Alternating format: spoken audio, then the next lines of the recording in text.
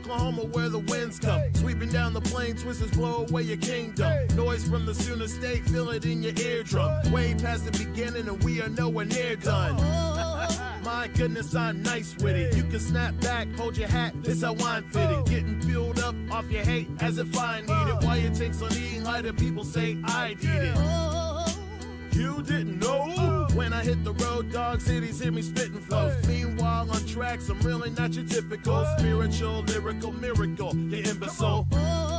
Going harder than a tombstone. Here lies in a method that never saw its doom, though. Joints instrumentally fired by IQ, yo. Rocking like a Lucifer track, but what do you know? Forward and I can't go back. Welcome all. This is the Outsiders Green Country Soccer Podcast. My name is Mario. I'm with my good co-host David. I gotta know, David, what are you drinking on tonight? Some Lagavulin 16-year Scotch. Oh, now you being fancy. You gotta drink with your pinky up next time, man. No. You know, it's for a good reason because I'm getting to talk to you tonight. Yeah, that's what it is. Why? Hey, your nose is growing just a little bit. Yeah. Okay. Yeah. I'm not sure you're the only one that's repping Tulsa today. You know. There we go. All right. Well, let's just dive into it. I know everybody wants to hear about this Premier League. How'd you do last weekend? Let's just get Premier League. People are here for the title, man. The title, it says we want the cup. Let's get Premier League. You know, well, I can ask you about yours, but I know it's a Father's Day tie for you.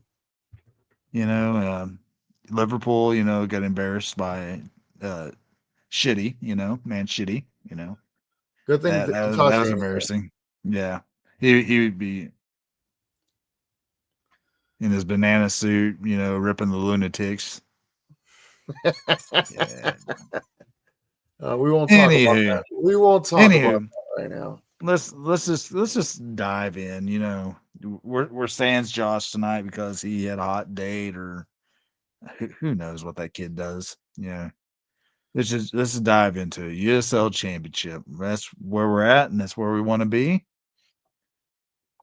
You know, you want to talk about that or more news? We'll talk a little news first, but you know, so there's a new League One team supposedly happening. Rodeo FC. It's not Rodeo like Rodeo Drive. It's Rodeo FC. I guess it's something over there in Celine. I think it's Cecilia. I heard multiple translation on it, but I think it's Cecilia. God, I just had it in my mouth. Yeah, we'll go with that. But it's basically North Texas, you know, in kind of the DFW area. But you know, League One continuing to grow. Favorite time of the year, you know, is roster news. The first signing of either League One or USL Championships already happened. Sarasota Paradise signs Garrett McGoughlin, formerly of Forward Madison. You know, I think he might be an Oklahoma kid too. I think he's from Oklahoma City region. So, congratulations. Somebody knows that. Yeah, this guy does. Yeah. So, congratulations, Sarasota Paradise, for being the first to signing of the year over in League One. You know, usually this time of the year, we're looking to see who our roster. We're usually doing a roster breakdown show this time of year, so to do this type of show is really nice. No, I was checking my Facebook memories, and one memory that came up was that St. Louis match when we were the Tulsa Roughnecks, and Jorge Corrales scored that like outside the box. Jorge Caffa was in there, and I had a great squad. I think that was 2017, and I was like, man, what is this? Like, we're talking about USL. We're not talking about our college local teams. We're not talking about, you know, our prospects for lineups. We're talking about playoffs. Well, let's just jump into the playoffs. Let's jump into the playoffs. We'll talk a little Eastern Conference first, and then we'll get to the meat and potatoes. There's two games in the Eastern Conferences last weekend. Detroit City and Pittsburgh Riverhounds. Let's talk about that one first. Pittsburgh Riverhounds, they won their first round on a penalty shootout, and Detroit City beat Louisville FC. So, you'd think this is going to be a defensive game, and it certainly was. Went to penalty kicks again, and Pittsburgh Riverhounds advanced. So, congratulations, Pittsburgh Riverhounds. 2 straight penalty shootout wins.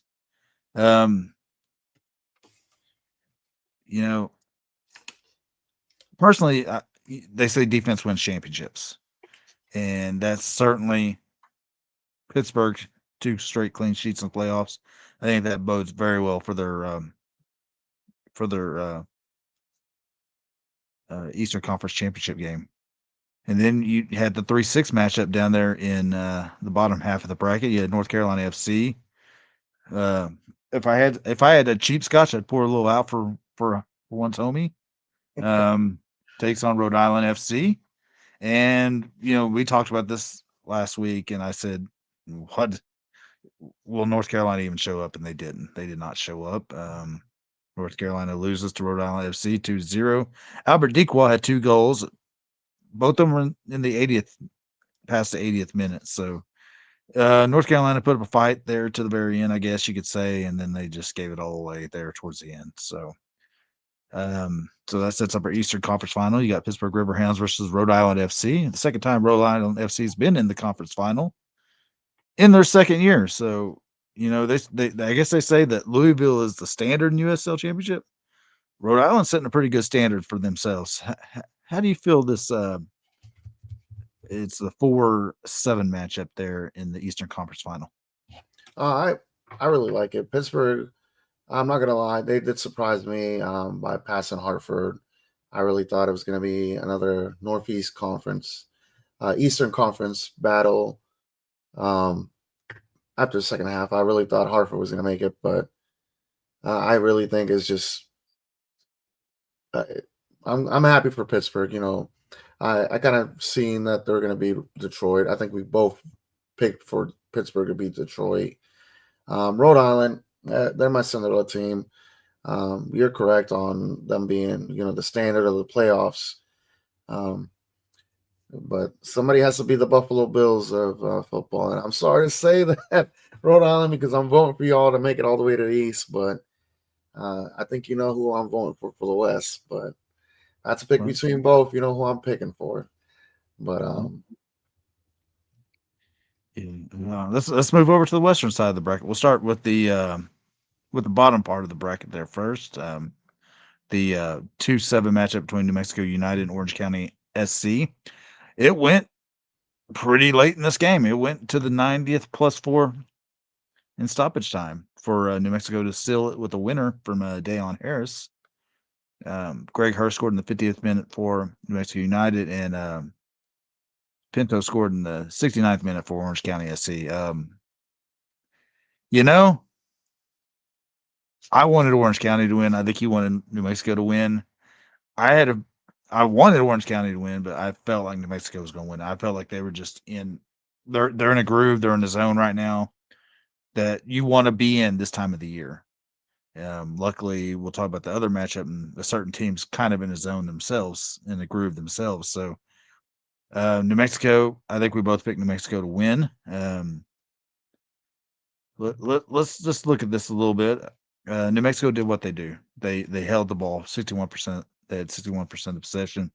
They took 4 shots on goal, had 13 total shots. That's what New Mexico does. They are a ball possession team. A guy that I said in the last podcast to look out for was Valentin Noel. He had an assist on the winning goal by Dayon Harris. So, this is a different beast. This is a very good New Mexico team. We'll go into depth from New Mexico here in a little bit. But how did you feel about this Orange County New Mexico game?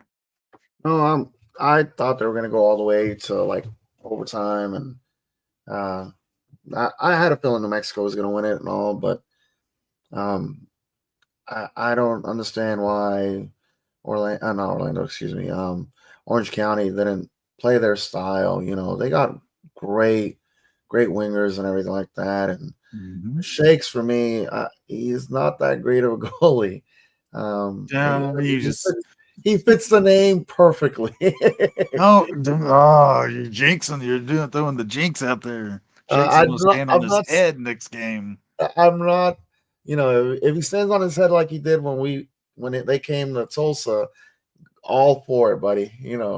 Those 5 goals I really love. But no, it's New Mexico is on a streak. It's like you were saying, they have been playing really great. Their combination plays they were pretty good in the Western Conference, and their team to watch. But I think you did say it already earlier.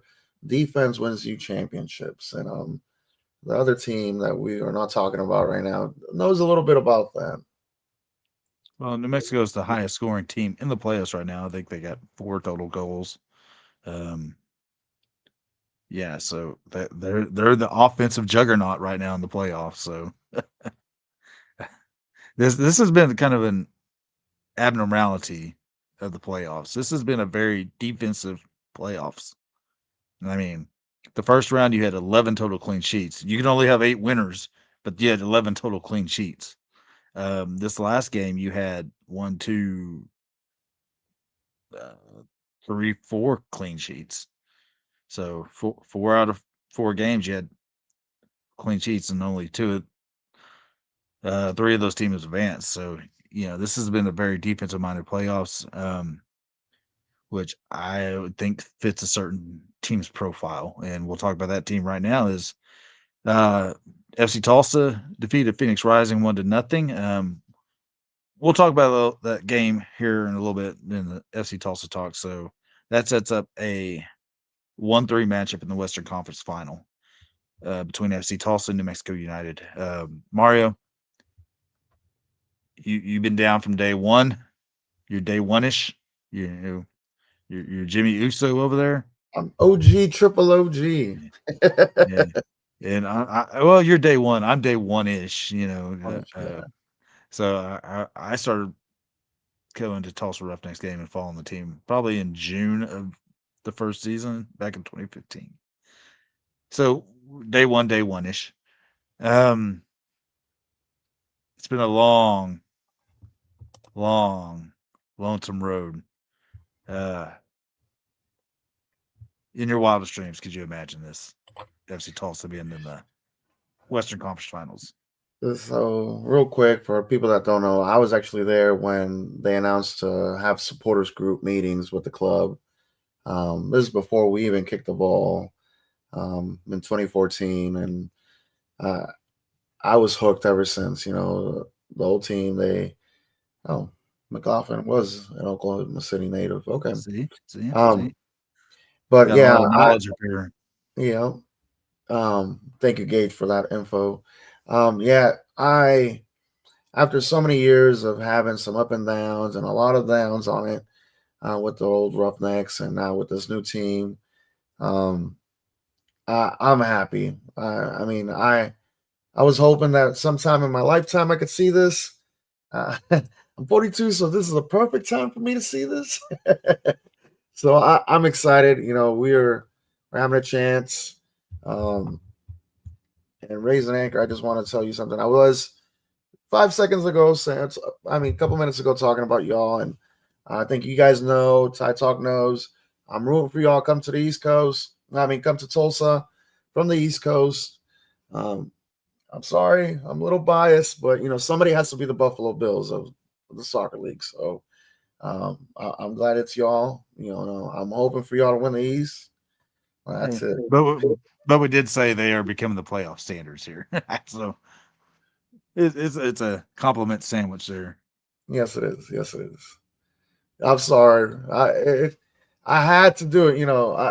I am a Patriots fan, if y'all can see it, but somebody has to.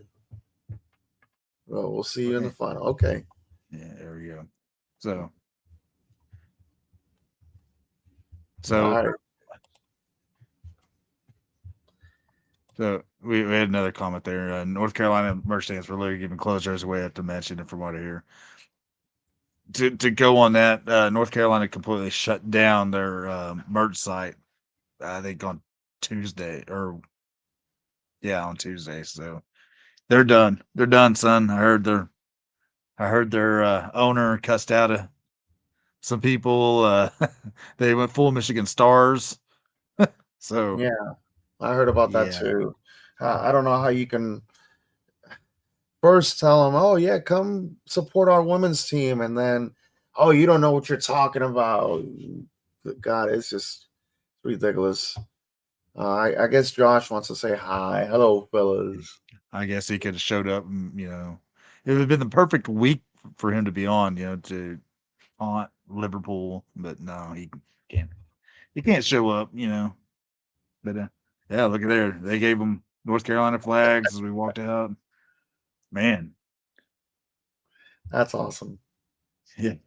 I mean, I guess that would be cool. You could, even though it's not your team, to get a piece of merch from the last ever game. I would have got Rodrigo da Costa to sign it. He's a legend around these parts, Yeah, but yeah. yeah, But all right, so we're getting a little sidetracked here. We're just having a good time getting sidetracked here. But this is the best time, yes, best time of the year to get sidetracked. it is. It really, really is. So we're excited about that. But yeah, let's just dive into it. FC Tulsa versus New Mexico, or versus Phoenix Rising. I'm going to tell you something, Mario. I had my wife and my kid there, so I couldn't be upfront with you guys going crazy. But go ahead and play that call from the Phoenix Rising radio. Oh, you want to do that one, or do you want to do the other one?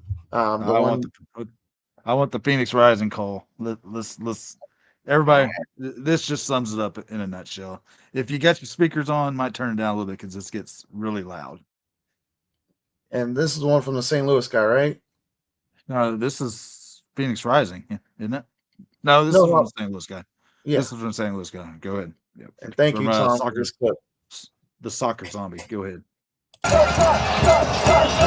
In the 121st minute, is this the moment for Tulsa? Body falls, rebound, shot blocked. Another rebound. Oh my God! Oh my God!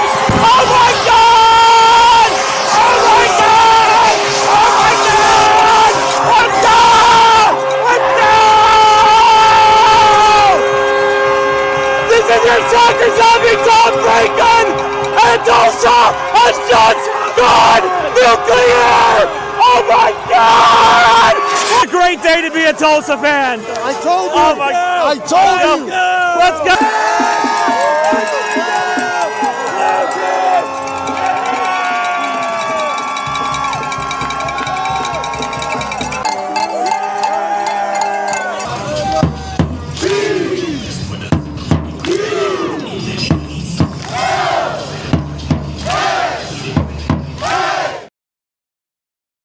It was courtesy of the Soccer Zombie. Go check out his vlog on YouTube.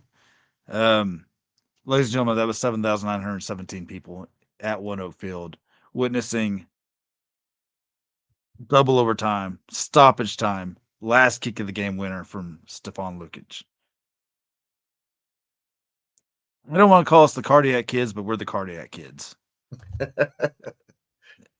God, we're the Cosmos. We're the Cosmos of the USL. No, we're not the Cosmos, but this is just absolutely absurd. That was absolutely absurd. That place, and there is a clip from the Phoenix Rising radio broadcast. That is, I mean, the crowd was loud, but as soon as that goal went in, One Oak exploded. It went absolutely nuts. It was a hard fought game, lots of fouls, lots of gritty, grinded out play. And once again, FC Tulsa finds a way to get that one moment of glory, that one moment of just pure soccer goodness. And it comes from the foot of Stepan Lukic. If you want to call it, if there was a sixth man of the year like there is in the NBA, it would be Stepan Lukic. He'd be lifting that hardware Um, that was legitimate awesomeness. Section 115 was rocking the whole game. That's for 2 straight games. It's been completely full. If you're trying to get tickets for the New Mexico FC Tulsa game, good luck. Just checked SeatGeek before this. There's maybe 20 total tickets left on SeatGeek. So, As you can see in the Mario, background, I'm sorry, David. As you can see in the nope, background, uh, that's how full we were. And just to give you a little glimpse of how crazy we were, I actually got a clip of that myself. Just be ready. I'm about to play it right now. Music is loud, but that's our heart and support right there. So be ready.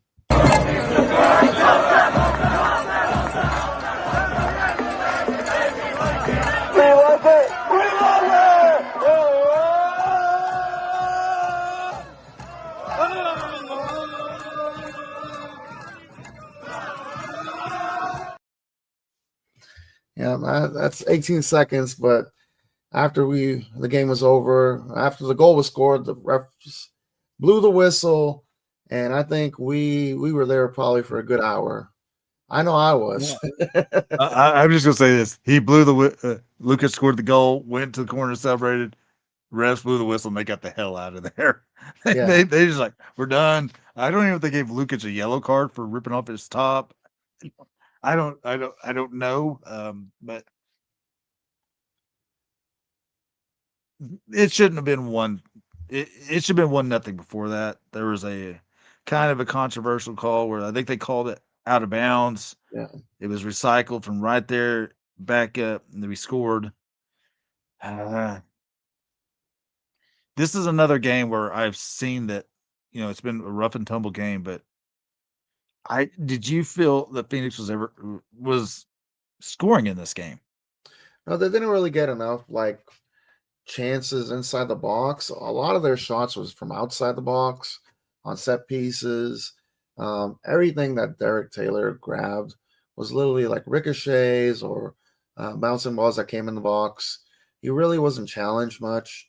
Um, Tyler Derrick. oh, Tyler. You excuse me. said he was like Derek Taylor. I was like, who are you talking about? Sorry, the goalie, Tyler Derrick. the goalie. Yes, the goalie. Sorry, I still think I'm on my win high right now, but it's just it didn't seem like it. Our defense really did a great job. The only shot that I was a little worried about in the first half, I think Batista kind of just jumped up there, 2-footed to block that ball. That was the only chance. He was like wide open by himself, and Batista saw it, jumped up, and put his foot to block the ball out of. But other than that, I really wasn't worried. I know I was telling Tom when he was interviewing me during the game, I was like how nervous I was. I was like, they're about to do a set piece kick, and I was like, I'm between 7 or 8. But then once we got it out of there, I was like, okay, I'm back to 5. It's not that bad, but. So this was not an offensive masterpiece at all. I mean, yeah, Lucas did get a yellow. I guess I guess the ref gave it to him as he was walking off the field. He he blew the whistle, walked, and just gave me yellow, I guess. But 2 total shots between both teams on goal in 120 minutes. If that tells you something, it was a very defensive minded game. Phoenix held 54% of the ball. Both teams had technically one big chance. We scored on our one big chance. Passing was not crisp. We completed 60% of our passes. Phoenix completed 68%. You kind of mentioned touches in the box. They only had 23 touches in the box. We had 29. I think this is a big note that they had only 91 touches in the opposition half. We had like 150, 142, 150 something around there. Yeah. So it was a midfield game. It's what it was. And sometimes midfield games are not the most electric. But this is the playoffs. That's what I think that's what you have to do in the playoffs. Grind it out, hold the other team, and capitalize when you have the opportunity. And that's exactly what FC Tulsa did. One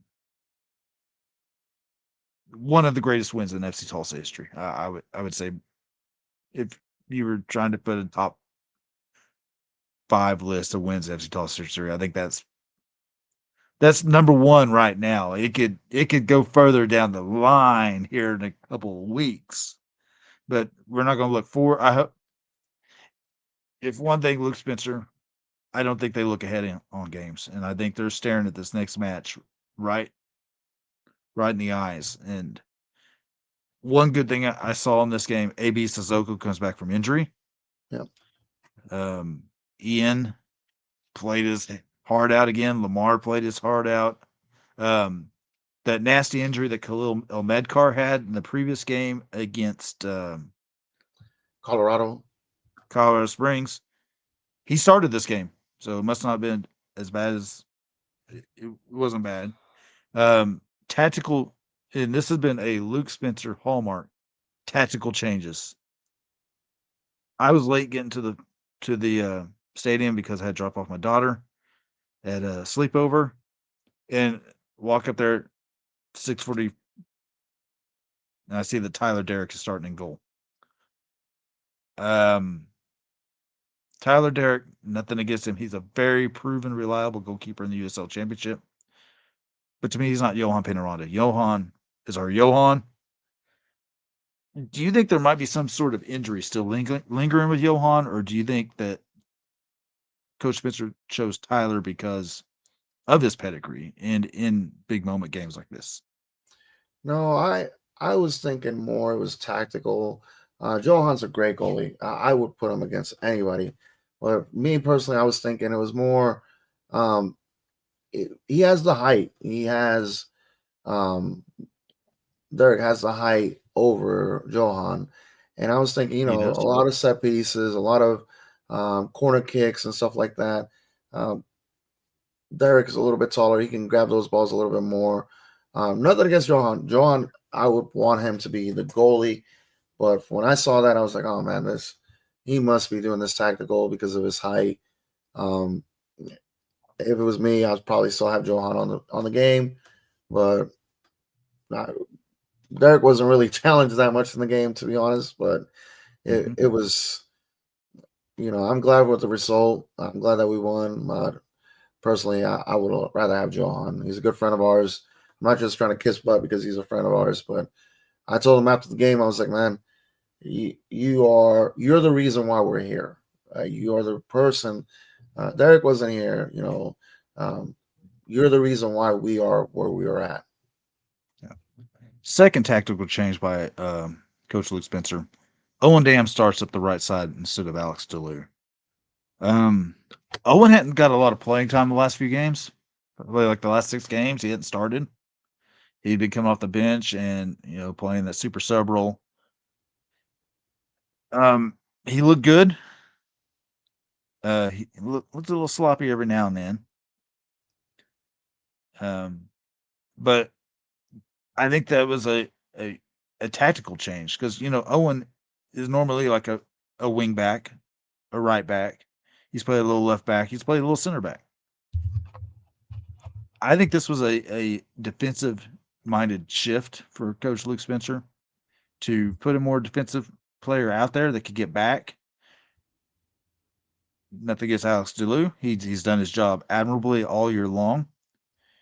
He was able to come in the second half and into late in stoppage time that he was taken out and give that offense a spark, give that hustle that I've noticed in games that Alex, he's very energetic, hustles a lot, hustles, then he kind of like dies down a little bit.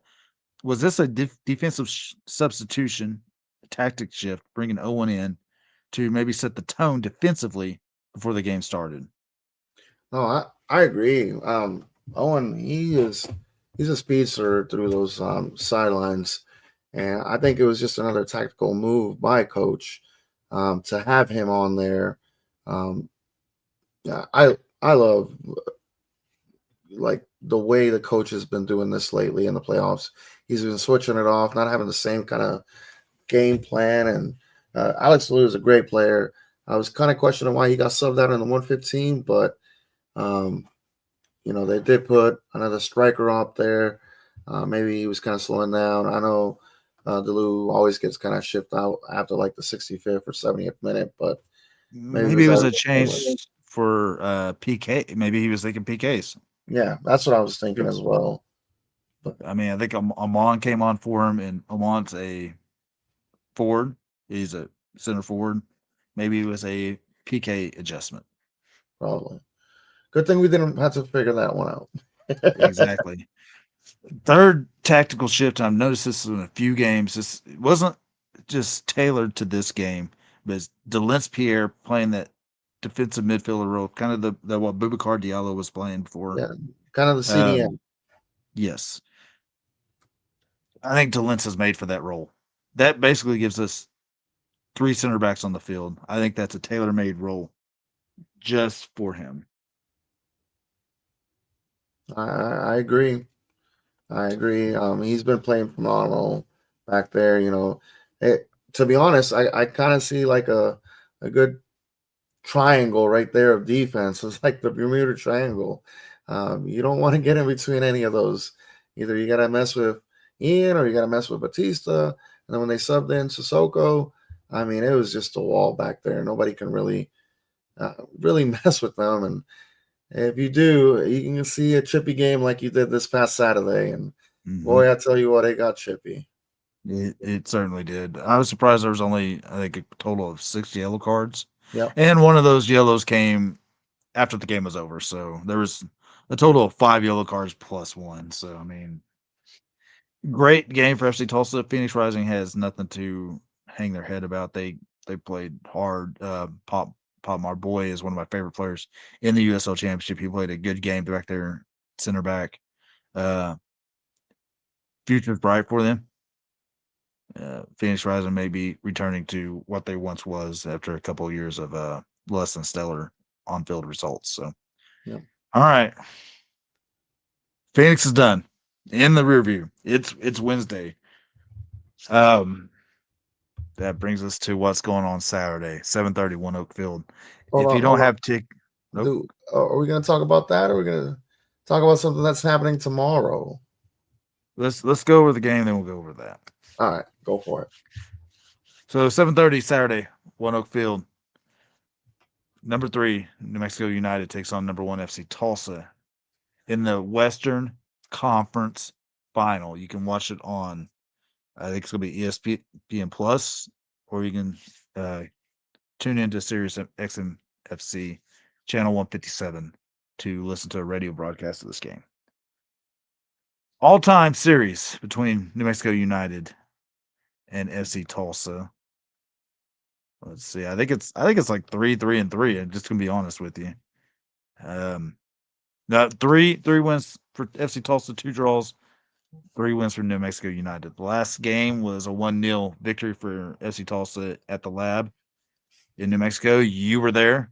Angela was there. A bunch of the 918 Brigade was there. I think a couple 83 United members were there. Yeah. It's about as even as a history you can get.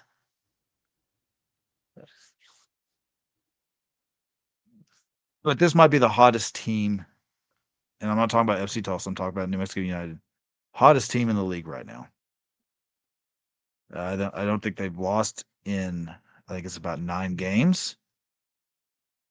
So, no, I take that back. They lost on August 30th to Sacramento Republic. But this is a very good team. Leading scorer is Greg Hurst, I believe, with 7 goals on the year. And you might say that's not a lot of goals scored, but they distributed around the whole team. This is a very, very good possession-based team. So I think FC Tulsa has to do. We beat them twice this year. It's very hard to beat a team 3 times in one season. But I think FC Tulsa has the style to beat this team by dirtying up the game. We've said it all year. This was 20 podcasts ago. We said, "Hey, just describe FC Tulsa in one word." I said gritty. This team grinds. This team will foul you. They will slow down the pace of the game to what they are comfortable with.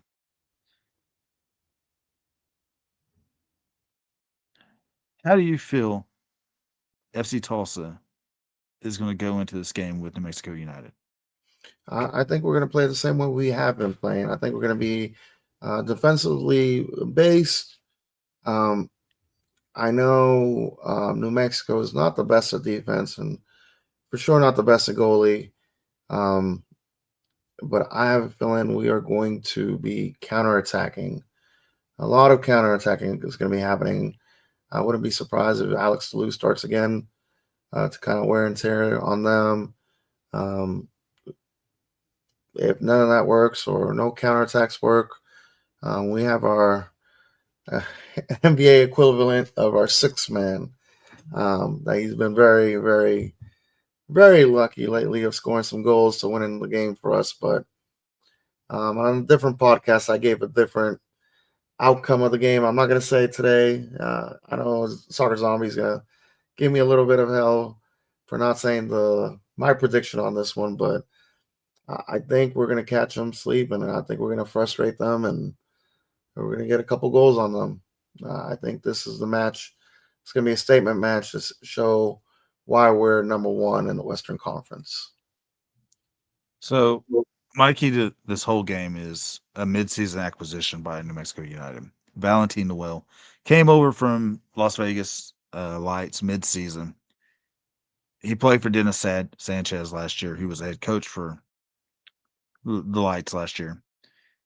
He's got 2 goals, 3 goals, 2 assists on the year. But he is just kind of one of those midfield maestros that it feels like he's a part of every goal scoring. If he doesn't get a goal, he's somehow part of almost every goal that they score.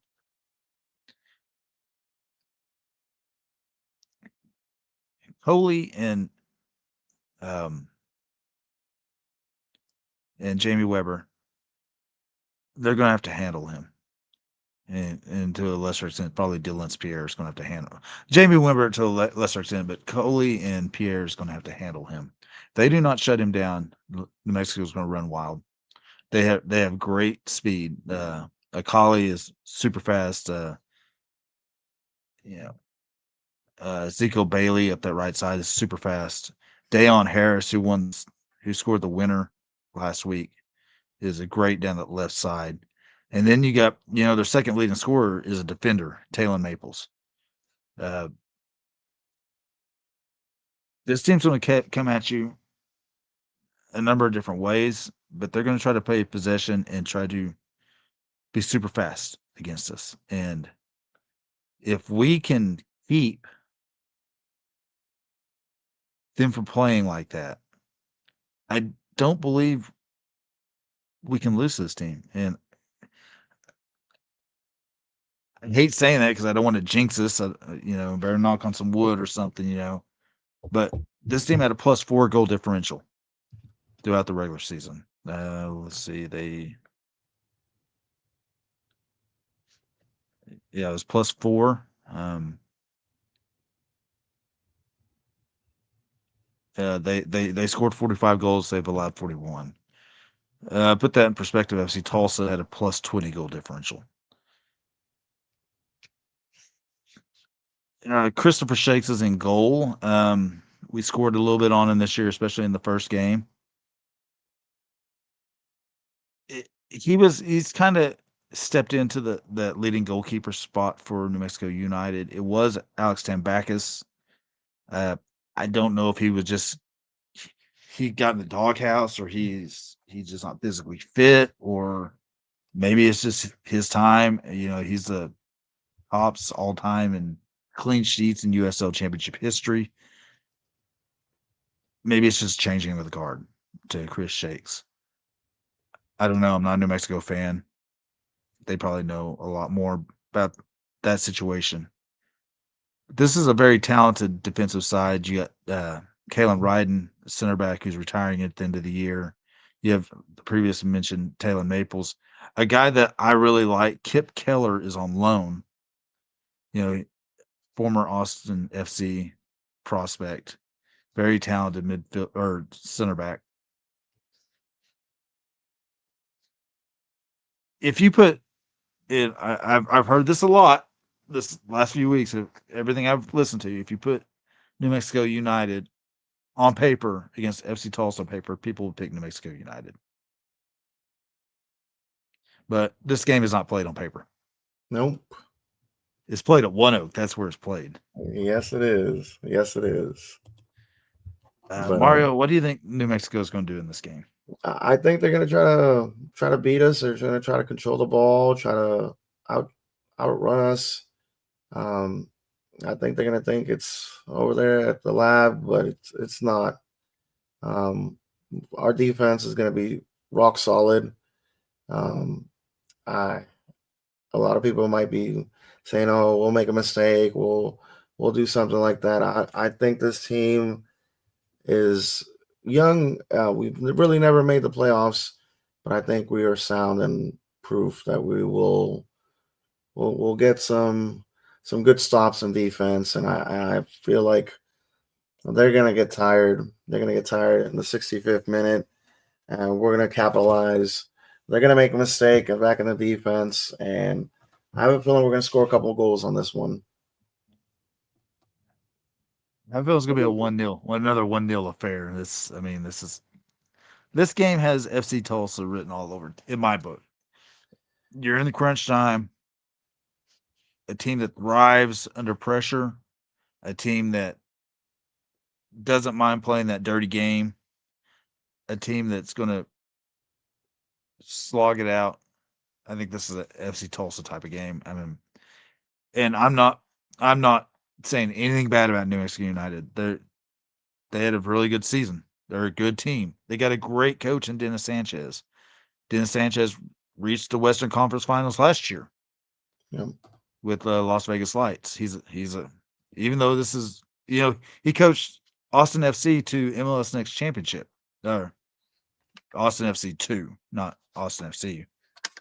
So the man has been 3 straight years has been in the hunt for titles. So he's a proven coach. He did it MLS Next Pro. He's done it here.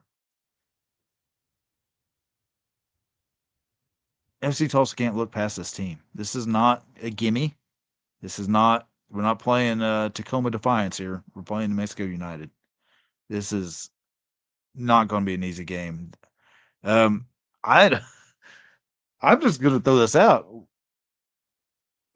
What if New Mexico United tried to take us out of our comfort zone and let us control possession? Let us try to The one thing that be on the attack and they counter us. It's one thing that I think every single team has been trying to do is take us to penalties. I think that's one of our somewhat kryptonite because of past games and stuff like that. But don't count us out. We'll find a way. We, like you said earlier, we're gritty.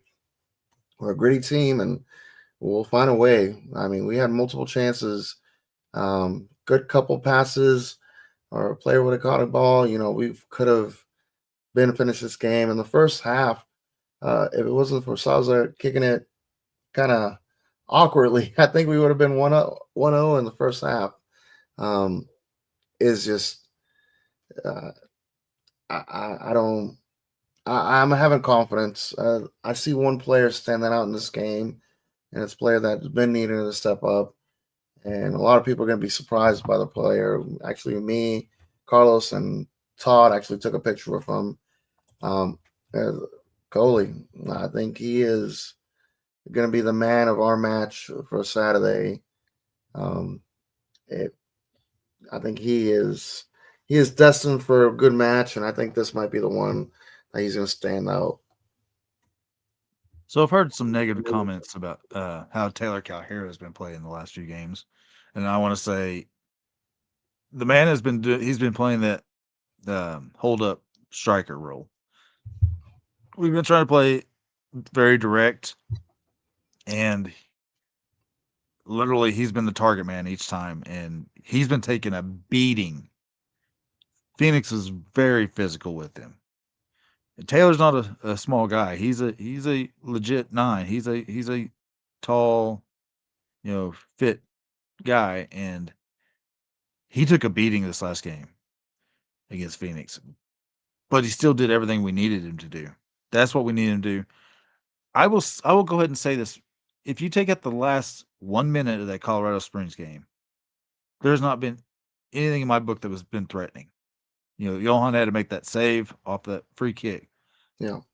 But I have not felt threatened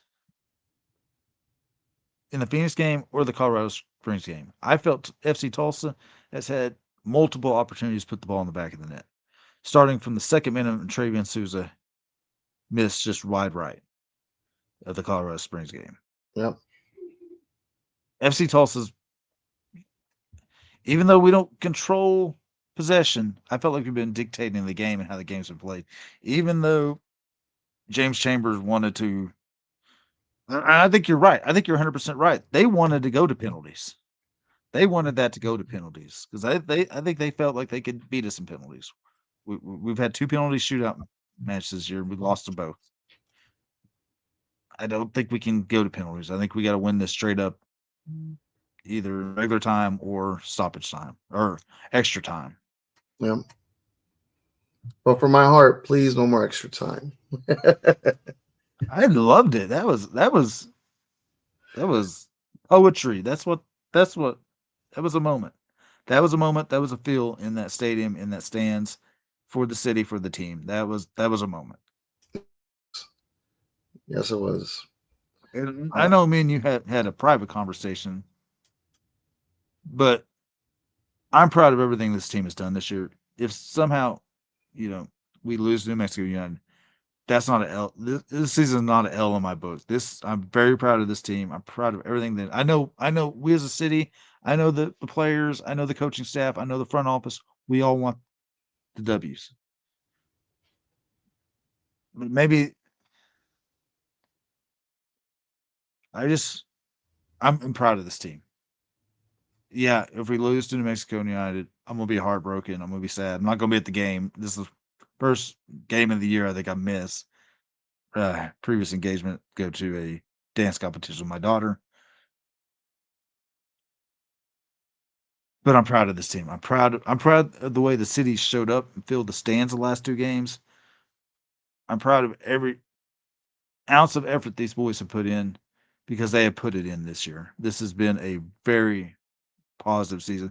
I hope it is just a stepping stone that we can continue to build this season after season and keep one field like that and keep that good positive momentum in the stands going. That's exactly what I hope for. One thing that just like going off of what you're saying, I've been watching a lot of TikToks. I posted a couple videos of that I just posted here earlier, and seeing people comment saying, "Well, this is my first game. It was so electric. I enjoyed it. I'm not a soccer fan. I've never seen this kind of game. I've never seen this kind of passion for the team, and I'm blown away by this. It's good and bad. Bad is because I'm like, you could have had this the whole entire season, but good because now you see it and we can feed off of that for next season. I kind of want to go the opposite direction as you. I don't want to see this team lose. I want to have another week. I want to have you there at the stadium, have my brothers and sister in 918 Brigade family there with me. I want to see my kids out there. I want to see, 83 United. I want to see Lunatics back in there. I want to see that whole entire supporter section full, jumping up and down, having a great time. I don't care if I have to pick up confetti the whole entire night. I kind of want to see the team, I'm not going to lie. After the game, I was a little teary-eyed because I'm like, God, I never thought this would be happening, and I kind of want to thank, the crafts. I want to thank the front office crew. There's too many to name out at once. I want to thank the coach. I want to thank everybody. I don't think we're done yet. We got to believe and we got to go and support, I know that New Mexico is going to be probably bringing like 100 fans.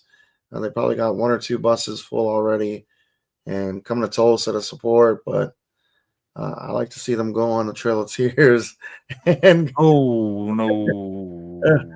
back to New Mexico. Sorry, to New Mexico, but I want to see a championship match. I think Tulsa has been ready.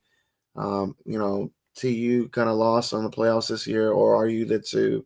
I think it's our turn. I hate to steal this from a couple of my friends, but hold on, Oklahoma City Thunder, they put the bar up, and now we just got to raise it up a little bit higher. Um, and I think this is our year. I want to see us raise a cup. That's why I kind of put on the title. We want the cup because we got to have that cup. So, man, it's been a wild ride this year. This has been and don't get me wrong, I don't want us to lose. I want us to continue to win. You're feeling the same way. It's hard not to get emotional and talking about this team. This has been the team that we've been dying for. This has been the team we've wanted for so long. And yeah, I was a skeptic in the off season. I was. I usually am though. You know that about me. I know. You gotta see the proof in the pudding. I understand. I'm a very statistical dominated person. Like, love me some stats. And when I don't have the stats to plug into the simulation, it's hard to get excited. But when we had that meeting with the front office and hearing Caleb saying the goal was top four, and that's what they not only intended to do, that's what they expected to do. That was pretty damn motivating. That was pretty awesome. Um, Yeah, real quick, this, David. go ahead. Speaking of motivation, our good friend Paige, he said, Gage said, he messaged AB the other day, and his response included, Tulsa's ready to dominate the USL for the next decade, ready to run through a brick wall after that. I agree. I really agree, man. Hearing talking to Sissoko, talking to Batista, talking to a lot of players, and anybody that hasn't met Caleb Sewell, do me a favor, talk to him for 10 minutes. You're going to try to walk through a wall for that man because he'll get you motivated. That man is a real good motivator, good talker, and he backs everything up. In the beginning of the season and those meetings that we had with them, we told them up front, we got a lot of lip service over the years, Tulsa Roughnecks era. We've heard it all. We want to see you walk the walk and talk the talk. I probably said that backwards, but um, it it was hard to believe them then. But to see all the players that they brought in, see them like the motivation for the players. They're not playing for themselves; they're playing for the whole team. They're playing for the city. It's refreshing, and that's why I don't want the story to end on Saturday. I want to see this. I want to see this go all the way. And if we lose in the championship, then we lose. But if we win it all, I'm not going to complain. No. Well, so we've talked about the game coming up on Saturday, 7:30, One Oakfield. Let's talk about some events that's happening prior to the game. How about that? I, I, Let's I let's go like there. that. I like that. So the first one's gonna be tomorrow night, 5:30 at McNally's downtown. Another pep rally. FC Tulsa. Look at Luca. Luca's just like, yeah, let's pep rally. Um, they're gonna live DJ. 2026. They're gonna take deposits. Maybe purchasing season tickets. Merch for sale. Go down there, have a good time. Players, I'm sure there's gonna be some players there, the front office staff. Caleb might be there. This is this is what you want to see. I mean, show the support. Let's go down there and have a good time. This will be at McNally's downtown pub. 5:30 begins. Yeah, it says select players will be there from 5:30 to 6:30. Don't know how long it's going to last. I guess it should be begins at 5:30, goes to question mark, question mark, question mark. Yeah. Last time that I had a pep rally, I was there till probably 7:30. It was a good time. I had a couple games at the time. It was kind of Halloween, so people were dressed up and stuff like that. I wasn't, but it was a good time. You got to talk to players, got to talk to the front office a little bit, got to drink a little bit as well. They were handing out rally towels. It was a good time. It was fun. Communicating with other supporters, talking to different front office people that you've never probably met until until that day, and it was a good time. I would suggest anybody has a chance if you're free from 5:30 to 8:30. I think they'll be out there, and they'll love to talk to y'all. And that's not the only event going on leading up to Saturday's game. I believe this is gonna be Friday. This Friday? Yeah, Friday. Yep. Friday. Cheers to beers at Nothing Left Brewery. 7:30 p.m. 83 United has come up for this. Hopefully, some of the Lunatics will be there. Some of the 918 Brigade. They've invited the New Mexico traveling fans to come join as well. If nothing else, the rivalry we have with New Mexico, it's a friendly rivalry. This isn't Oklahoma City. This isn't Oklahoma City's been our only real rival. I mean, New Mexico usually has a pretty good friendly traveling fan section. So if you want to maybe go meet up with 83 United, 918 Brigade, Tulsa Lunatics, have a couple of beers, talk Saturday's game, 7:30 at Nothing Left Brewery. Cheers and beers. Those guys, when we went out to New Mexico, they were super friendly. They were offering us beer. They have like multiple supporters groups like we have here, but probably a little bit more, and also more in the groups. But they were super friendly, super nice. They got to chat with us. We talked a lot about Premier League, talked about the league. Um, Before the game, they were super great. During the game, we weren't really bantering. We were kind of off in the offshoot of the stadium. But they support their team, right? They're a good team. They range between 9 to 11,000 fans in their baseball stadium, and it's good on them. And it's awesome to see them come support their team and come travel all the way here, um, and enjoy a good beer or two on Friday. And that's not all. That's not all. So Saturday before the game, 4:30 p.m. ish. There's gonna be a tailgate. You know more Oh, about that. He doesn't no. have a pretty little flyer because Kevin didn't do it yet. But Yeah, Kevin go and Slack. tell him about that. What's going All on right. Saturday about 4:30 ish. If you're from Tulsa and you come out to matches, there's one event you always got to catch. This year we had two, but now we're going to have three. Yes, 918 Brigade will be having a tailgate.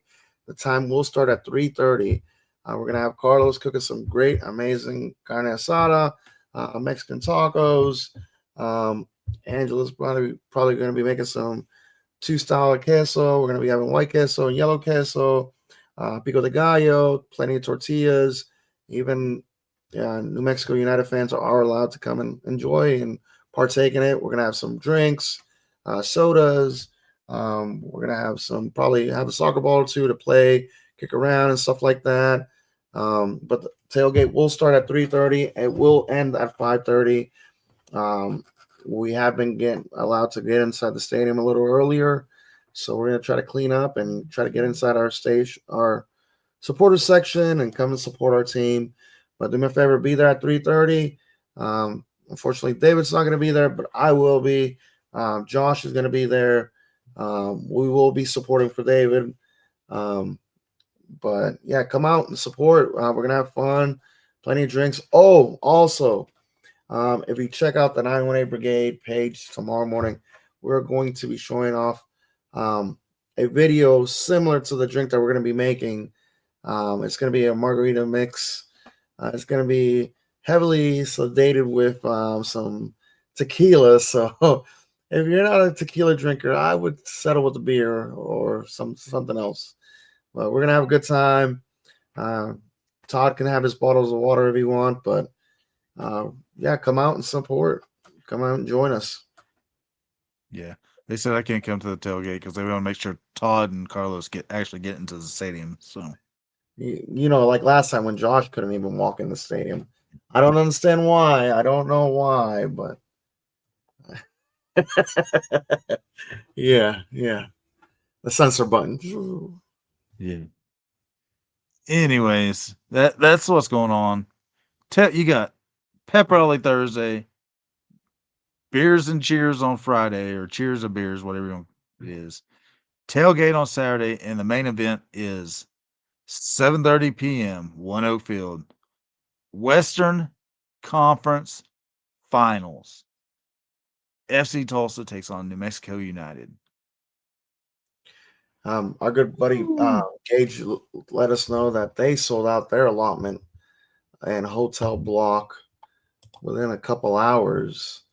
I hear they're traveling pretty good numbers. Yeah, I heard the same thing.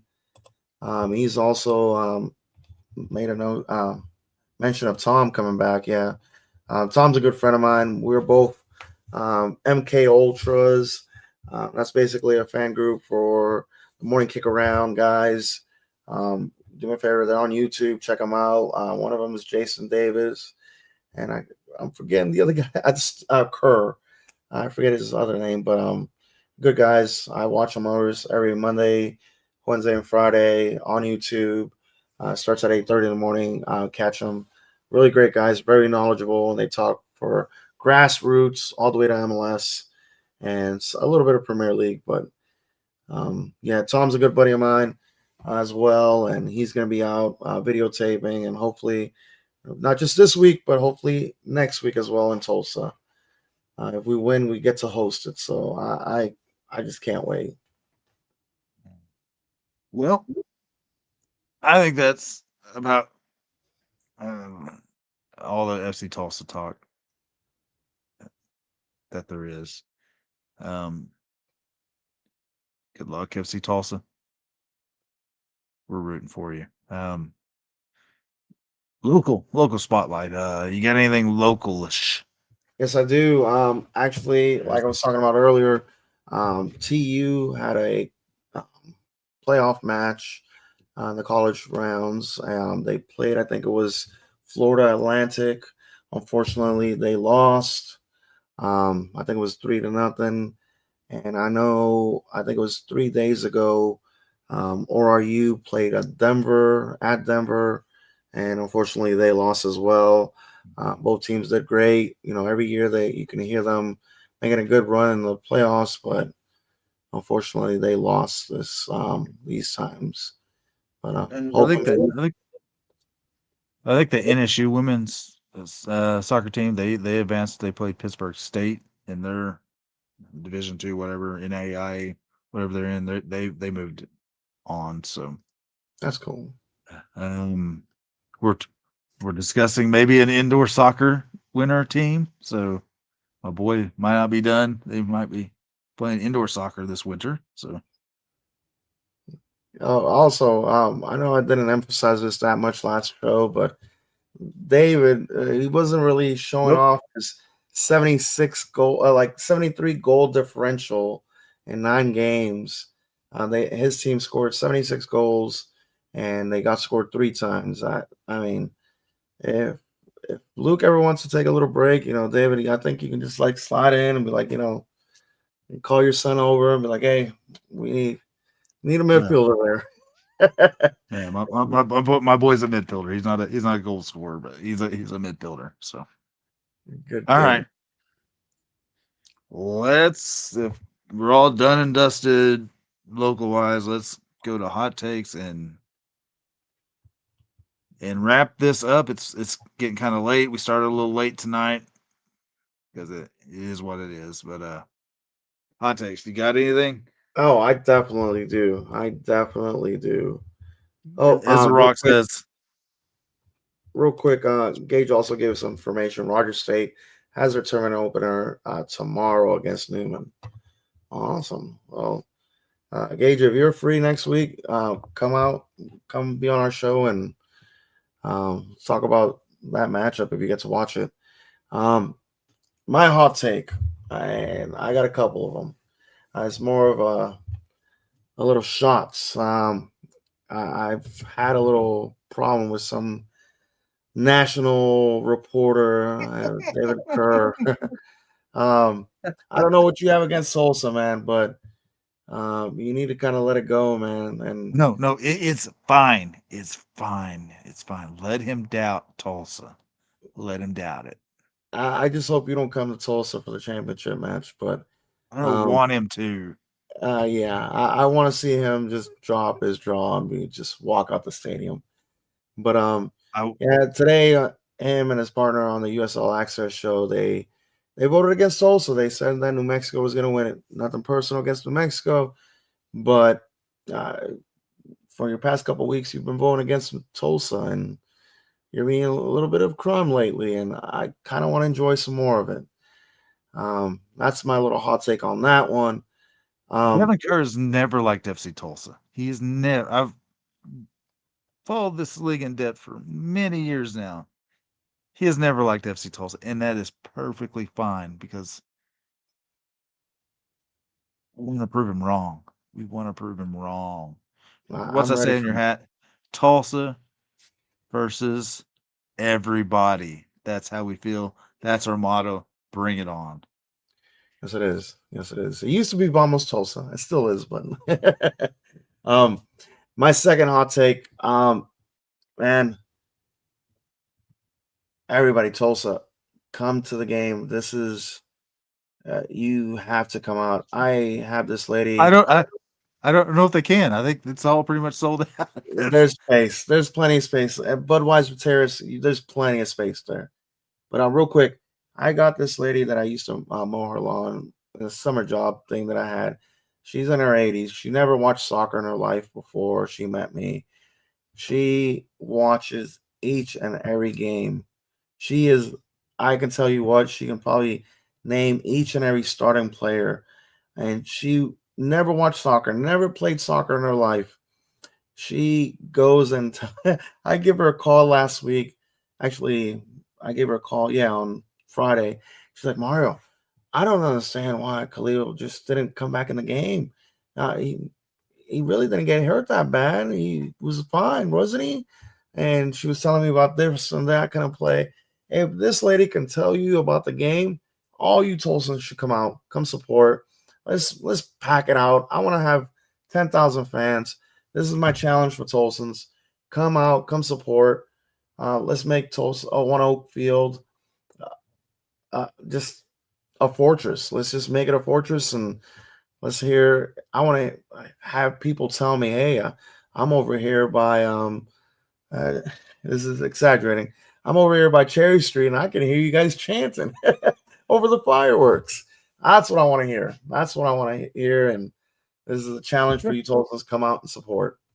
Cherry Street's a little far away. That'd be a the wind the sound would have to carry pretty well. Hey, All if right. we can have the Northern Lights, I think we can kind of use that to push the voices. All right, here we go. Hot takes, hot takes, hot takes, hot takes. Here's my hot take for you. Who's gonna start in goal? Johan or Tyler? How dare you? How dare you? Vamos Tulsa. No, I would say Johan. Johan's deserved it. He's got us here. Um, I like both goalies, but Johan needs to be on there. That man is the heart and soul of this team. He's done so many amazing saves.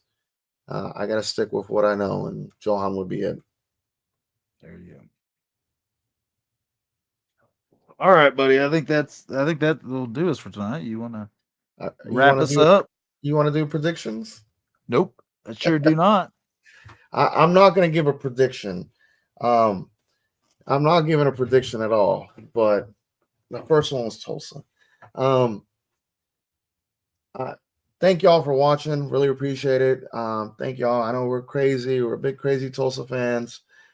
We do this for fun. This is a podcast for supporters by supporters of the beautiful game here in Tulsa, Oklahoma, and surrounding areas. I really appreciate y'all listening. Appreciate y'all commenting. if you like it, do me a favor, please share it, like it, rate it on Spotify. It will definitely be on Spotify this time. We enjoyed feedback. If you want to have a player for the next following week, please let us know who you want on here. You can also post it on our other social medias. We have it on Twitter. We have it on Blue Sky. We have our Facebook 918 Brigade page. Do my favorite, do not hesitate to message us on there as well. You can message me privately on Twitter or any accounts on social media, and I think the same for David and also Josh. David, thank you so much for being on. I really appreciate it. Other than that, man, you know what we're going to do? Vamos Tulsa. Vamos Tulsa. I got the Glock, mama oldest acting like he grown. Now peep the logic. I got a heap of problems. A mathematician, you see, I gotta keep it honest. I'm past offensive. From my childhood, I force you to forfeit. Turn snitch or crossover, source work for corporate. The hardship is not marked for fake artists barking. The artsy astrologist, a start to your rocket ship. Soon as I change styles, the moment that y'all pocket it. In prophets' eyes, prophesize giant size dollar clips for blessings. There ain't no way contested for us outsiders charging 20 G's a session. Forward and I can't go back. Lessons that I went through, put some questions on my mental. Forward and I can't go back. The stress that I've been through, I left that in the rear view. Forward and I can't go back. Lessons that I went through, put some questions on my mental. Forward and I can't go back. The stress that I've been through, I left that in the rear view.